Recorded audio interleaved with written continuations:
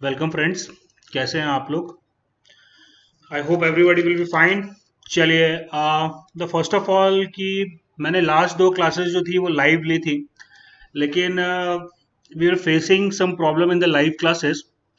So now what I am planning to do कि जो भी अपना थ्योरी का कंटेंट रहेगा ना, that will be given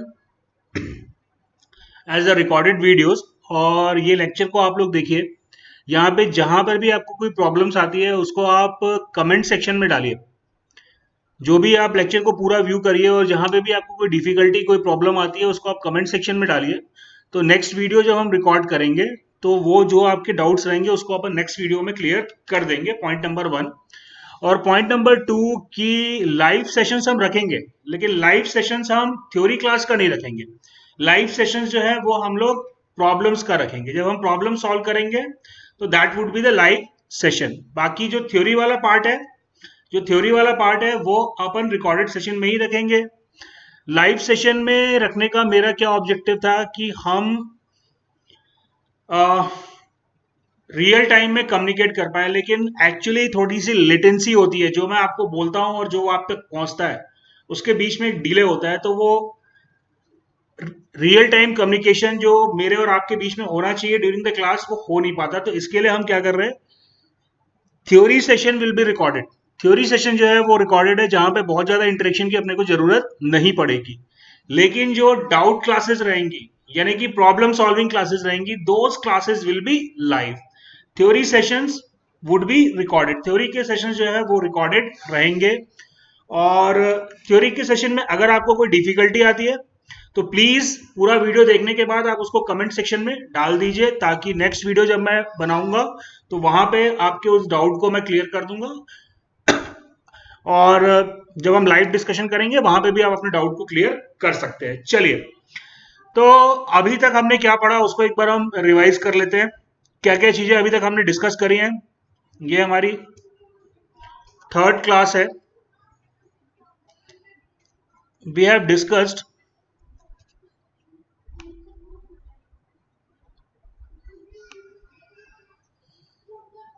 the definition of fluid. हमने फ्लूइड का डेफिनेशन डिस्कस किया था। क्या डिस्कस किया था, क्या होता है फ्लूइड? फ्लूइड वो सब्सटेंस होता है जो शियर स्ट्रेस के अगेंस्ट नो या निग्लिजिबल रेजिस्टेंस ऑफर करता है, जिसकी वजह से शियर फोर्स के कारण फ्लूइड जो है वो कंटिन्यूसली डिफॉर्म होता है। और ये कंटिन्यूस डिफॉर्मेशन ऑफ फ्लूइड जो होता है इसी को हम फ्लो ऑफ फ्लूइड कहते हैं। तो हमने ये डिस्कस कर लिया था definition of fluid. We have also discussed the difference between the fluid and the solid. In the last class, we have discussed a important we have discussed about various properties like density, specific volume, specific weight, relative density, and an important property viscosity. And the questions in the exam is asked from the viscosity. और जहां तक ESC की बात है, ESC में तो 100% मैं आपको बोलता हूं कि विस्कोसिटी का क्वेश्चन आता ही आता है। हाँ, गेट में भी विस्कोसिटी के काफी क्वेश्चंस आते हैं। और विस्कोसिटी का जो कॉन्सेप्ट आप यहाँ पे लेके जाएंगे, इसका यूज जब आप आगे जाएंगे लैमिनार फ्लो का चैप्टर पढ़ेंगे तो वो चैप्टर भी पूरा का पूरा विस्कोसिटी पे डिपेंडेंट है। हमने लास्ट क्लास में डेफिनेशन डिस्कस किया था विस्कोसिटी का। Viscosity is the resistance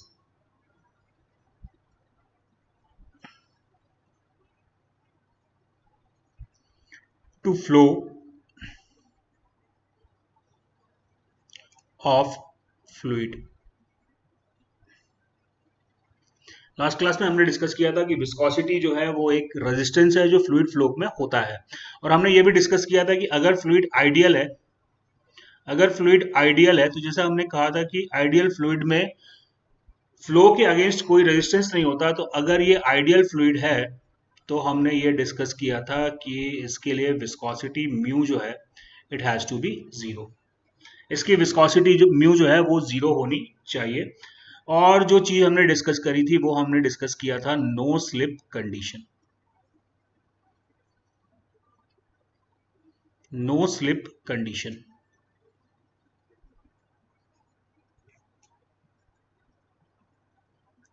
now what is the meaning of the no slip condition? ये भी हमने डिस्कस किया था। नो स्लिप कंडीशन का मतलब ये होता है कि relative velocity relative velocity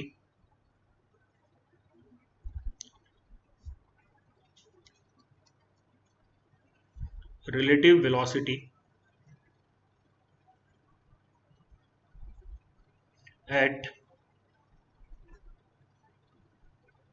fluid solid surface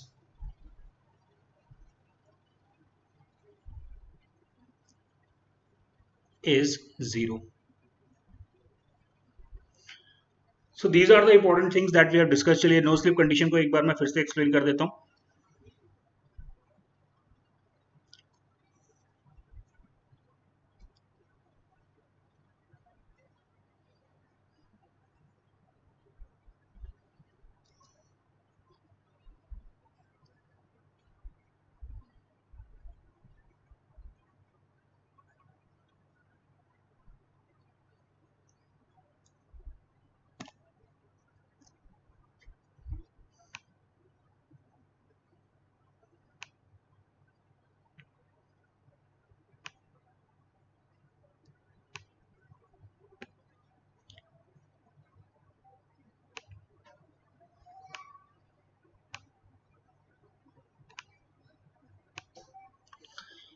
no slip condition को एक बार हम फिर से डिफाइन कर देते हैं।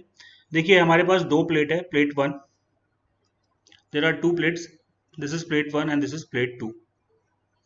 Here we can see that the plate 1 is fixed and plate 2 is moving with a velocity v. तो दोस्तों ये जो फ्लूइड पार्टिकल प्लेट 1 के कांटेक्ट में होगा, जो फ्लूइड पार्टिकल, ये पार्टिकल मैं ए ले लेता हूँ, which is at the contact of surface 1, तो velocity of the fluid particle at point A is equals to 0। And यहाँ पे अगर मैं एक पॉइंट बी ले लेता हूँ, तो velocity of the fluid particle at point B is equals to the velocity of plate V. यानी कि नो स्लिप कंडीशन में, ये इंपॉर्टेंट कॉन्सेप्ट है, इसका हम इस्तेमाल हर जगह करते हैं। आगे मैं फिर से रिपीट करता हूँ कि नो स्लिप कंडीशन जो है, इसका मतलब ये होता है कि लिक्विड और सॉलिड सरफेस पर लिक्विड पार्टिकल की वही वेलोसिटी होगी जो कि सॉलिड सरफेस की वेलोसिटी है। जैसे हम यहाँ पे देख रहे हैं कि ये वाली बॉटम प्लेट जो है वो फिक्स्ड है, तो बॉटम प्लेट पे जो वेलोसिटी मेरे को मिलेगी that would be 0। And at the top plate, the plate is moving with the velocity v, so the velocity of the fluid particle at point b will be equal to v. So these are the conditions that we have already discussed in the previous classes. Now we are going to discuss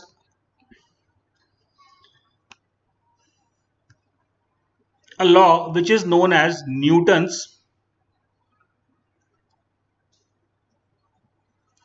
law of viscosity. Newton's law of viscosity.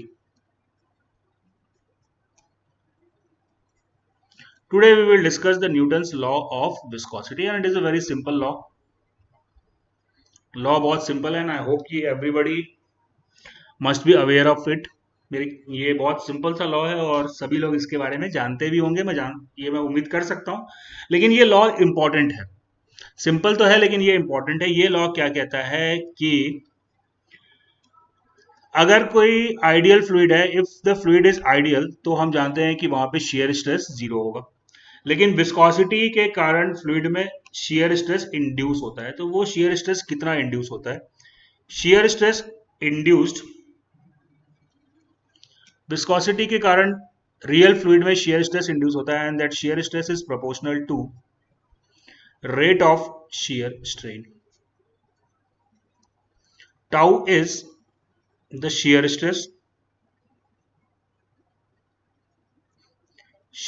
stress and du by dy is known as rate of shear strain. Rate of shear strain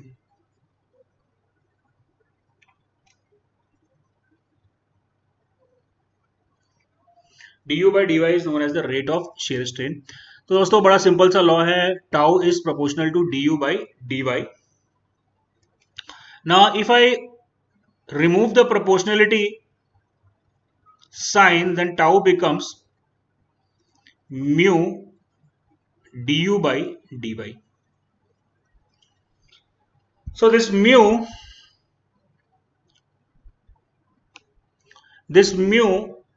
is known as, what I am discussing is a very simple things, and I know that everybody must be aware about it.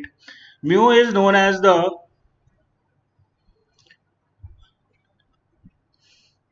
coefficient of viscosity. Viscosity. It is also known as dynamic viscosity coefficient. Actual name is the dynamic viscosity coefficient, but in normal term we call it the coefficient of viscosity, dynamic viscosity coefficient.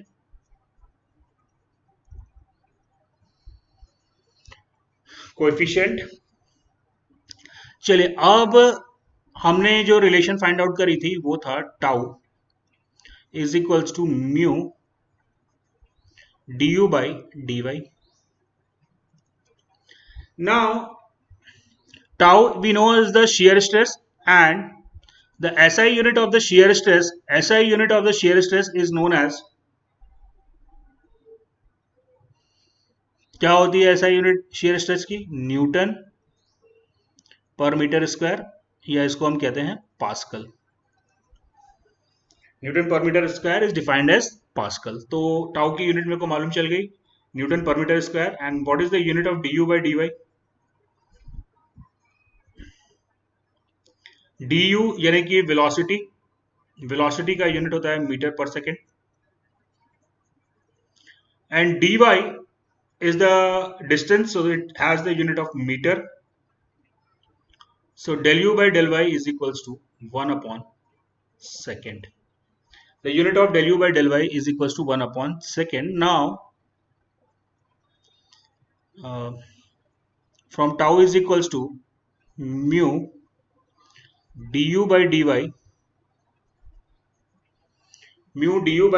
I get the unit of mu. This unit is Pascal, and du by dy is equals to 1 by second. So I got the unit of mu, that is Pascal second. The unit of viscosity is Pascal second. My dear friends, the unit of viscosity is Pascal second. Am I clear? चलिए, लेकिन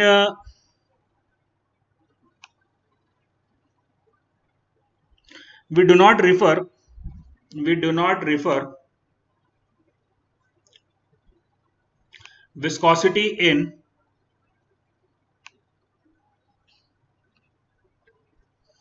Pascal second.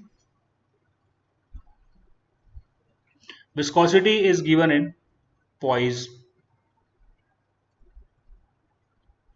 Viscosity is given in the poise, and 1 poise is equals to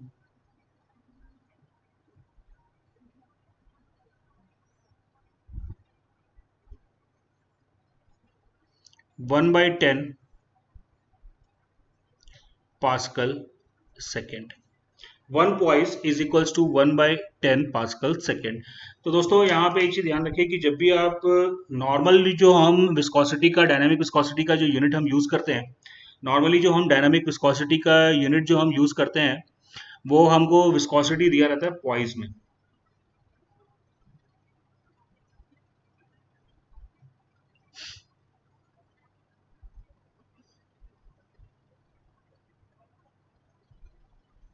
हमको dynamic viscosity का unit जो दिया रहता है वो हमको पॉइस में दिया रहता है. तो उसको हमको क्वेश्चन को सॉल्व करने के लिए उसको एसआई यूनिट में हमें कन्वर्ट करना पड़ेगा, उसे हमें एसआई यूनिट में कन्वर्ट करना पड़ेगा.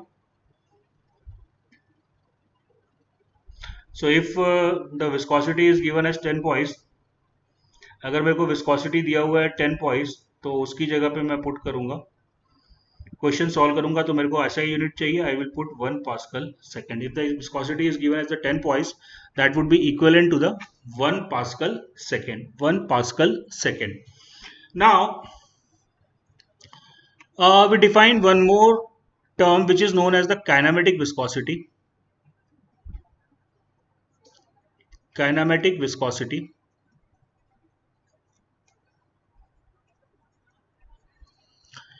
I will define a term which is known as the kinematic viscosity nu, and kinematic viscosity nu is given as dynamic viscosity mu divided by the density. Kinematic viscosity is given as nu divided mu यानी कि dynamic viscosity divided by the density rho, divided by the density rho. These are the very simple thing, और ये इसमें कोई बहुत बड़ा कोई conceptual ज्ञान हमारे पास में नहीं है. Now we can find out that by putting the value of mu in terms of MLT, and by putting the value of rho in terms of MLT. चलिए करके देख लेते हैं अपन. हम न्यू की काइनेमेटिक विस्कोसिटी की यूनिट निकाल के देख लेते हैं. म्यू का यूनिट मेरे को क्या मिला था? Pascal second. पास्कल सेकेंड को मैं लिख लेता हूं एमएलटी के टर्म में. तो एमएलटी के टर्म में लिखूंगा तो पास्कल यानी कि force divided by area into second. तो अगर मैं एमएलटी के टर्म में लिखता हूं तो एफ क्या हो जाएगा? M L T minus two divided by area. Area यानी कि मीटर स्क्वायर, मीटर यानी कि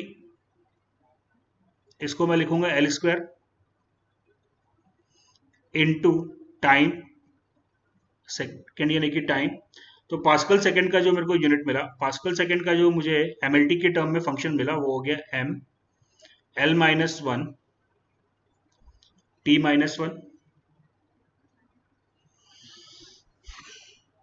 I hope it would be clear how to convert this term in the basic units of mass, length and time.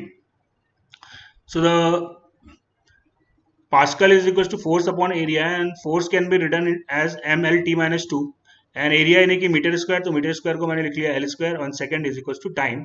तो mu का unit मेरे को मिल गया M L minus one T minus one. Now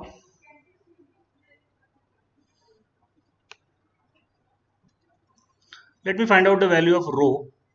Rho is given as kg per meter cube, kg per meter cube. तो इसको मैं अगर mlt के टर्म में लिखूं तो kg यानी कि हो गया मास m, और मीटर क्यूब यानी कि हो गया लेंथ, तो l to the power minus 3.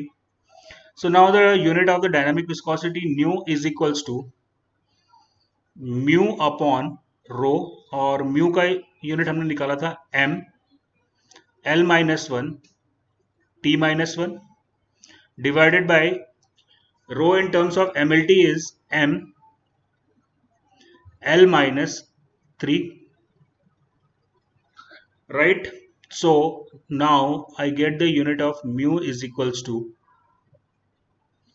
l square into t minus 1. SI unit of L, length का SI यूनिट क्या होता है? मीटर. तो मेरे को न्यू का SI यूनिट क्या मिल गया? Metre square. और टाइम का SI यूनिट जो है वो है सेकेंड. दोस्तों ये फर्स्ट क्लास है, फर्स्ट क्लास या इनिशियल क्लासेस है, इसलिए मैं आपको डायमेंशंस से इस क्वेश्चन को सॉल्व कर रहा हूं. और डायमेंशन को एक चीज आप ध्यान रखो कि it is a very important thing. Dimension को हमेशा ध्यान में रखना बहुत इंपॉर्टेंट है. हम लोगों के साथ प्रॉब्लम क्या है कि अगर हम लोग कई बार कॉन्सेप्ट तो समझ लेते हैं लेकिन डायमेंशंस का हम ध्यान नहीं रखते. अगर एक बंदा जिसने 5 क्वेश्चन में अगर सिली मिस्टेक किया, इसको बोलता है सिली मिस्टेक उसने किया है, वो 5 क्वेश्चन का अगर सिली मिस्टेक देखेगा तो 5 में से 4 जगह उसने डायमेंशंस को लेने में गलती करी होगी. तो डायमेंशंस का एक बहुत इंपॉर्टेंट रोल है. अगर आप लोगों को डायमेंशंस में दिक्कत आती है तो उसके लिए मैं एक अलग से, आप कमेंट सेक्शन में डाल दीजिएगा, उसके लिए मैं एक अलग से वीडियो जो है वो मैं रिकॉर्ड कर दूंगा. लेकिन डायमेंशन बहुत इंपॉर्टेंट चीज है, डायमेंशन का अपने को ध्यान में रखना है. मैं अपना एक एग्जांपल देता हूं कि जब मैं 9th-10th क्लास में था तो क्वेश्चन सॉल्व करके आता था और आंसर लिख दिया 10. बाहर निकल के पूछता था भाई तेरा आंसर कितना है, वो बोला 10. तो अपन एकदम खुश, अपना आंसर एकदम सही आया. और मेरे 10th में जो मैथ्स के टीचर थे वो बहुत स्ट्रिक्ट थे, वो सीधा काट के मेरे को 0 नंबर देते थे. अभी मैं जाके बोला सर देखो आंसर तो मेरा भी 10 आया था। 10 क्या भाई, 10 मुर्गी, 10 चिड़िया, 10 किलो, 10 वॉट। तो उस समय तो मेरे को बात समझ में नहीं आती थी, बड़ा गुस्सा आता था कि यार ये सब क्वेश्चन पूरा सॉल्व किया हूं, अब 10 kg नहीं लिखा तो पूरा नंबर काट देंगे, ये अच्छी बात नहीं। बड़ा गुस्सा आता था उनके ऊपर। लेकिन दोस्तों, डायमेंशंस बहुत इंपॉर्टेंट हैं। अगर आप डायमेंशन को ध्यान में नहीं रखते हो तो आप सिली मिस्टेक्स करते हो, और दूसरी चीज, डायमेंशन इतनी इंपॉर्टेंट है कि गेट में, हर बार के गेट के पेपर में एक या दो क्वेश्चन तो आपको ऐसा मिल जाएगा जिसमें अगर आपके पास टेक्निकल नॉलेज ना भी हो तो आप सिर्फ डायमेंशन को मैच करके सही आंसर निकाल सकते हो। तो डायमेंशन का ध्यान रखना बहुत जरूरी है। और मैं देखता हूं कि कुछ लोग डायमेंशंस को बिल्कुल निगलेक्ट करते हैं। अगर आप डायमेंशंस को निगलेक्ट करोगे तो मैं आपको ये बोल रहा हूँ कि आप कभी भी प्रॉब्लम को सही तरीके से सॉल्व नहीं कर पाओगे। तो you have to keep in the mind the use of the dimensions. So here we get the dimension of kinematic viscosity, that is meter square per second, and that meter and second both are in the SI units. तो metre square पर second is the SI unit of the kinematic viscosity. चलिए, now we will try to solve a very simple question and very important question. ये question कम से कम gate में 5 से 7 बार आ चुका है और ESC में तो पता नहीं कितनी बार आया है इस क्वेश्चन को। तो हम एक बड़ा सिंपल सा क्वेश्चन हम सॉल्व करते हैं। Let me try to solve a very simple question.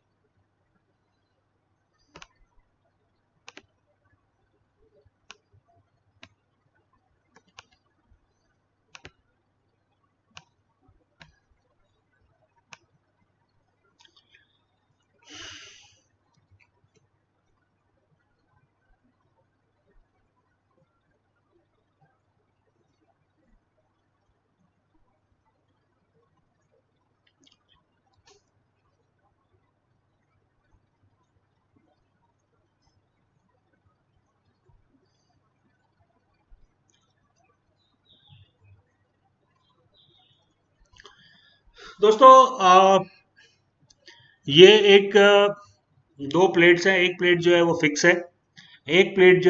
है, और दूसरी प्लेट जो है वो वी वेलोसिटी से मूव कर रही है। इन दोनों प्लेट्स के बीच का जो डिस्टेंस है, this distance is h। The distance between these two plates is h. Now, ये जो फ्लूइड इन दोनों प्लेट्स के बीच में भरा हुआ है, इसकी विस्कोसिटी मेरे को दिया हुआ है mu. Now question is determine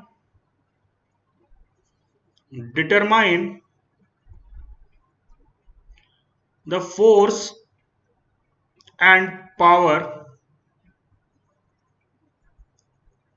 required to move the plate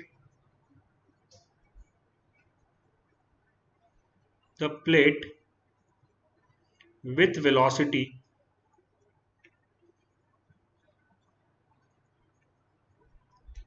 v। सवाल ये मेरे को बोल रहा है कि मेरे को ये ऊपर वाली प्लेट जो है, यहाँ पे जो फ्लूइड भरा हुआ है उसका विस्कोसिटी मेरे को म्यू दिया हुआ है। मेरे को ये बोल रहा है कि ये जो ऊपर वाली प्लेट है इसको मुझे v वेलोसिटी से मूव करना है। तो इसको अगर एक कांस्टेंट वेलोसिटी v से मुझे मूव करना है तो उसके लिए कितना फोर्स और पावर की मेरे को आवश्यकता पड़ेगी। अभी मैं इस क्वेश्चन को सॉल्व करूं तो उससे पहले मैं आप लोगों से पूछूंगा कि सोचिए अपने मन में, why I need the power और फोर्स। अगर इसको एक कांस्टेंट वेलोसिटी से मूव करना है तो इसको तो एक कांस्टेंट वेलोसिटी से बिना पावर लगाए या बिना फोर्स लगाए भी इसको मूव करना चाहिए। क्योंकि हम ये जानते हैं कि अगर कोई बॉडी एक कांस्टेंट वेलोसिटी से मूव कर रही है तो वो कांस्टेंट वेलोसिटी से मूव करती रहती है। उसकी वेलोसिटी को चेंज करने के लिए हमको उसके ऊपर फोर्स लगाना पड़ता है, अदरवाइज उसकी वेलोसिटी जो है वो हमेशा कांस्टेंट रहेगी। तो यहाँ पे ये सवाल उठता है कि मेरे को तो इसको कांस्टेंट वेलोसिटी v से मूव करना है, तो उसके लिए मुझे फोर्स लगाने की क्या जरूरत है। यहाँ पे इस प्लेट में मुझे फोर्स लगाने की क्या जरूरत है। Why I need to apply the force to move the plate with velocity v। Just think about it. दोस्तों, अगर ये आइडियल फ्लूइड होता, अगर ये फ्लूइड आइडियल होता और तो इसकी विस्कोसिटी म्यू जो है वो जीरो होती। इस कंडीशन में फ्लो के अगेंस्ट में कोई रेजिस्टेंस नहीं होता और इस प्लेट को मूव करने के लिए मेरे को कोई फोर्स नहीं लगाना पड़ता। लेकिन ये फ्लूइड जो है वो आइडियल फ्लूइड नहीं है। It has a viscosity of mu. इस विस्कोसिटी के कारण दोस्तों इस प्लेट पर शियर स्ट्रेस आएगा और ये shear stress multiplied by area, इसको हम कहते हैं विस्कस फोर्स। इस प्लेट पर आएगा एक viscous force F V. What is F V? F V is the shear stress multiplied by the area, shear stress multiplied by the area, and this viscous force opposes the motion of this plate. ये जो viscous force आ रहा है, ये जो viscous force आ रहा है मेरे भाई मेरे दोस्तों, ये विस्कस फोर्स जो है ये प्लेट की वेलोसिटी को अपोज करेगा। करेक्ट है? तो अगर मान लो मैं कोई इस प्लेट पे एक्सटर्नल फोर्स नहीं लगाता हूं तो इस विस्कस फोर्स के कारण इस प्लेट की वेलोसिटी धीरे धीरे कम होती जाएगी और वो वापस जीरो पे पहुंच जाएगी। तो मेरे भाई मेरे दोस्तों, अगर मेरे को इस प्लेट को एक v वेलोसिटी से मूव करना है, if I want to move this plate with velocity v, तो मेरे को क्या करना पड़ेगा कि जितना विस्कस फोर्स या जिसको हम कहते हैं ड्रैग फोर्स भी हम इसको कहते हैं, जितना ड्रैग फोर्स इस प्लेट पर आ रहा है उतना एक्सटर्नल फोर्स हमको इस प्लेट पर लगाना पड़ेगा। दोस्तों, am I clear up to this point? अभी तो खैर आप लोग आंसर करने के लिए हो नहीं क्योंकि सेशन तो रिकॉर्डेड चल रहा है। चलिए, कोई भी डाउट होगा तो उसको आप कमेंट सेक्शन में जरूर डालिएगा। मेरे को इस प्लेट को v वेलोसिटी से मूव करना है। I have to move this plate with the v velocity. उसके लिए कितना फोर्स लगाना है? तो मुझे उतना फोर्स लगाना है जितना कि इस प्लेट पर विस्कस यानी कि ड्रैग फोर्स एक्ट कर रहा है। जितना इस प्लेट पे ड्रैग फोर्स जो है वो एक्ट कर रहा है। ड्रैग फोर्स क्या कर रहा है? ड्रैग फोर्स क्या कर रहा है? ड्रैग फोर्स जो है वो इस प्लेट की वेलोसिटी को रिड्यूस करने की कोशिश करेगा और मैं चाहता हूं कि इसकी वेलोसिटी कांस्टेंट रहे। तो जितना इस प्लेट पर विस्कस यानी कि ड्रैग फोर्स आ रहा है उतना ही मेरे को इस प्लेट पर एक्सटर्नल फोर्स अप्लाई करना पड़ेगा। M I clear? सो चलिए,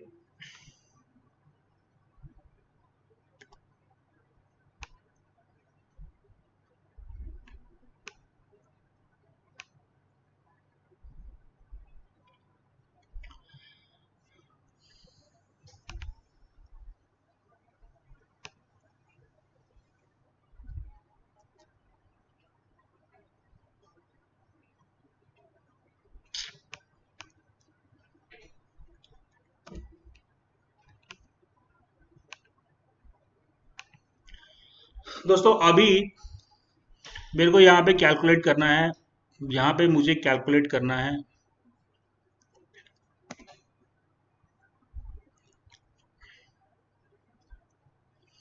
vertical force Fv, which is equal to the shear stress multiplied by area of the plate multiplied by the area of the plate. अच्छा, एक बात मैंने आपको बतानी भूल गई, जो अभी मैं बता देता हूँ। हमने न्यूटन्स लॉ ऑफ विस्कोसिटी पढ़ा, सॉरी मैं उस समय ध्यान नहीं आया मेरे को बताना ये चीज। हमने न्यूटन्स लॉ ऑफ विस्कोसिटी पढ़ा, tau is equals to mu D U by D Y. यहाँ पे एक चीज जो मैं आपको बताना भूल गया जो कि इंपॉर्टेंट थी, मैं यहाँ पे आपको बता देता हूँ। Not all fluids not all fluids follow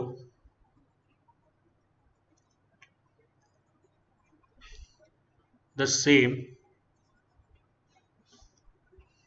not all fluid follows the same relation।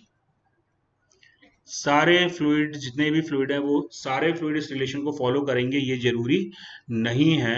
तो फ्लूइड इस रिलेशन को फॉलो करते हैं, fluid follows the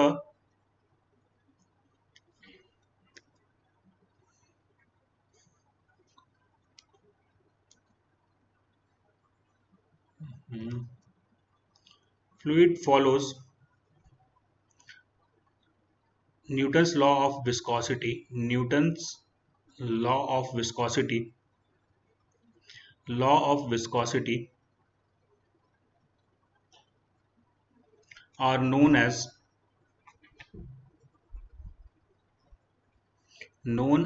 Newtonian fluid. Newtonian fluid. सभी फ्लूइड दोस्तों ये रिलेशन को फॉलो करेंगे, न्यूटन्स लॉ ऑफ विस्कोसिटी को फॉलो करेंगे, ये जरूरी नहीं है। जो फ्लूइड इन रिलेशंस को फॉलो करते हैं उसको हम कहते हैं Newtonian fluid. And here there is a note जो आपको अपने दिमाग में रखना है। If it is not given,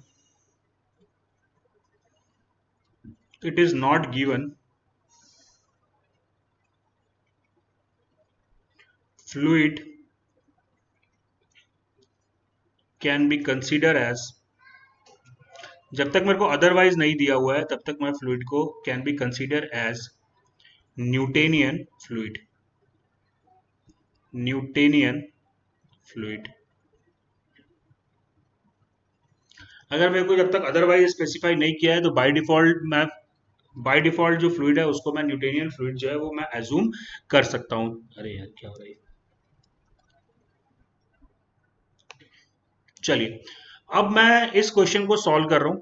right, मेरे को यहाँ पे ड्रैग फोर्स कितना आएगा वो कैलकुलेट करना है। तो पहले मैं इस क्वेश्चन को सॉल्व कर देता हूं, जो आप भी मैं जानता हूं कि बड़ी आसानी से सॉल्व कर सकते हैं।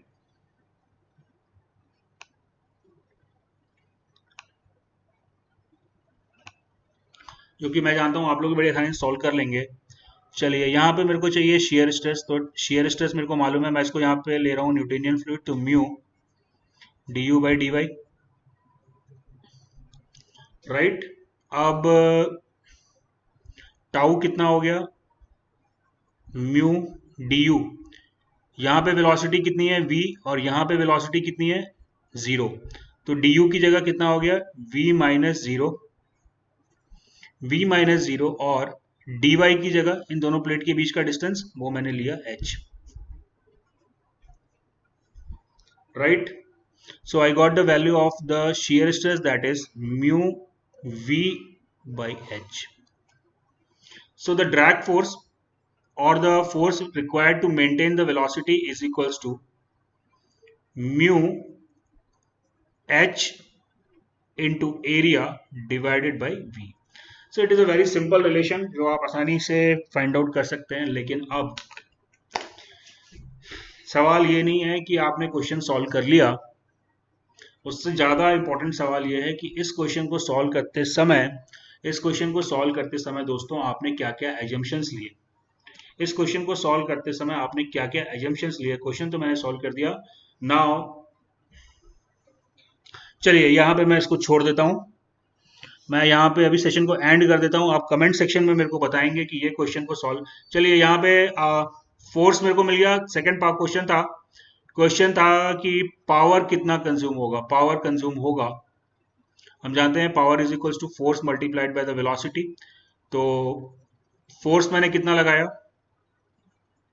म्यू एच,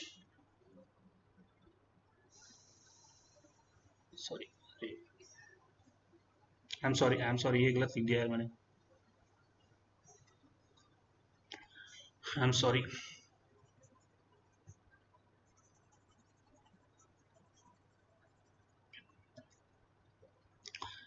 शेयर स्ट्रेस कितना आया, mu v upon H. Am I clear. So the drag force जो स्प्लिट पे लग रहा है वो हो गया mu v into A upon H. So the power required is equal to force into velocity. then that will be mu v square into area of the plate divided by h. I hope कि ये question को solve करने में आपको दिक्कत नहीं गई होगी। लेकिन पॉइंट ये नहीं है कि आपने क्वेश्चन सॉल्व कर लिया। इंपॉर्टेंट पॉइंट ये है कि इस क्वेश्चन को सॉल्व करने के लिए आपने क्या क्या एजम्पशंस लिए। The point is that what are the assumptions you have taken to solve this question. आपने इस क्वेश्चन को सॉल्व करने के लिए क्या क्या एजम्पशंस लिए हैं वो आपको पता होने चाहिए। तो प्लीज राइट, कमेंट सेक्शन में आप डालेंगे कि क्या क्या एजम्पशंस मैंने इस क्वेश्चन को सॉल्व करने के लिए लिए हैं। Comment the assumptions. I hope कि जितना मैंने आपको पढ़ाया है वो क्लियर है, और अगर क्लियर है तो आपको कमेंट सेक्शन में मुझे ये लिखकर बताना है कि इस क्वेश्चन को सॉल्व करने के लिए, इस क्वेश्चन को सॉल्व करने के लिए हमने क्या क्या एजम्पशंस लिए हैं। And in the next class we will discuss, in the next class we will discuss the other fluid properties, that is surface tension, capillary and compressibility. और जहां तक मैंने आपको पहले बोला था दोस्तों कि सेशंस जो अपने थ्योरेटिकल सेशन जो हैं वो हमारे रिकॉर्डेड जाएंगे। इसमें आपको जो भी दिक्कत आता है उसको आप तुरंत कमेंट सेक्शन में डाल दीजिए, तो नेक्स्ट वीडियो जब मैं बनाऊंगा तो उन कमेंट्स को मैं कंसिडर करूंगा। और जहां तक बात है लाइव सेशन की, तो जब हम प्रॉब्लम सॉल्व करेंगे, गेट के प्रॉब्लम सॉल्व करेंगे, हम ईएस के प्रॉब्लम सॉल्व करेंगे, तो जब हम प्रॉब्लम सॉल्व करेंगे इन दैट कंडीशन हम लोग लाइव जाएंगे, otherwise all the sessions would be recorded. I hope अभी तक आपने जो मैंने डिस्कस करने की या समझाने की कोशिश की है वो आपको क्लियर हुआ होगा। अगर किसी भी प्रकार की कोई प्रॉब्लम है तो प्लीज उसको आप कमेंट सेक्शन में डाल दीजिए, नेक्स्ट वीडियो में मैं उसको एक्सप्लेन करूंगा। एंड आई रिक्वेस्ट कि अगर आपको वीडियो अच्छा लगता है तो आप तो सब्सक्राइब करें ही और बाकी लोगों को भी बताएं, क्योंकि मैंने पहले भी कहा कि अगर मैं यहाँ पे यूट्यूब में वीडियो बना रहा हूँ तो यहाँ मेरा इंटेंशन कोई मॉनेटरी एडवांटेज नहीं है, मेरा इंटेंशन सिर्फ ये है कि जो मैं पढ़ा रहा हूँ वो मैक्सिमम लोगों तक पहुंचे। हेंस आई रिक्वेस्ट यू कि आप लोग अपने फ्रेंड्स को भी कहिए कि वो चैनल को सब्सक्राइब करें, एंड सेकेंडली कमेंट सेक्शन को एक्टिव करिए। आपको कोई भी प्रॉब्लम आती है वो आप कमेंट सेक्शन में डालिए, उसको आप कमेंट सेक्शन में डालिए। चलिए तो फिर thank you for watching the lecture, we will discuss in the next lecture. बाकी चीजें जो है वो हम अगले लेक्चर में डिस्कस करेंगे। Thank you for watching.